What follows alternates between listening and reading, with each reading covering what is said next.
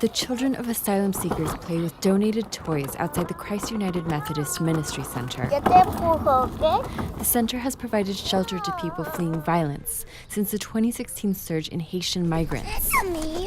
Now, a public outcry over the Trump administration's immigrant family separations has led others to want to help too, says pastor and director Bill Jenkins. This is evil. This is evil to take a baby from a mother's arms.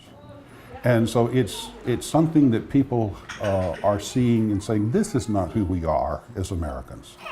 So Jenkins is creating what he calls the Safe Harbors Network, a growing outreach program in San Diego County. Already, about a dozen churches and homes have offered to provide temporary beds to asylum seekers. He says those who don't have beds can help with donations, including diapers, toys, and hygiene items. There's a perception out there that asylum seekers are illegal aliens, as they call them. I hate that term, illegal aliens. But these are people who are trying as best they can, fleeing for their lives, being persecuted, being threatened. Some of them agreed to speak to KPBS on condition of anonymity because they fear retaliation.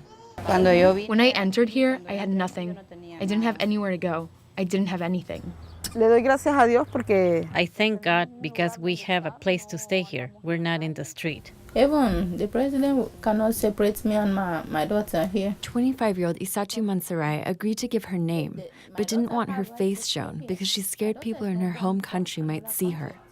She says she fled Sierra Leone after refusing an arranged marriage. The guy was 87 years old.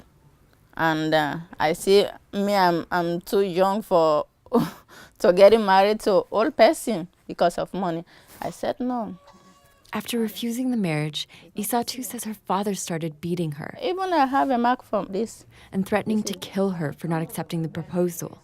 So she fled to the U.S. and asked for asylum at the San Ysidro port of entry.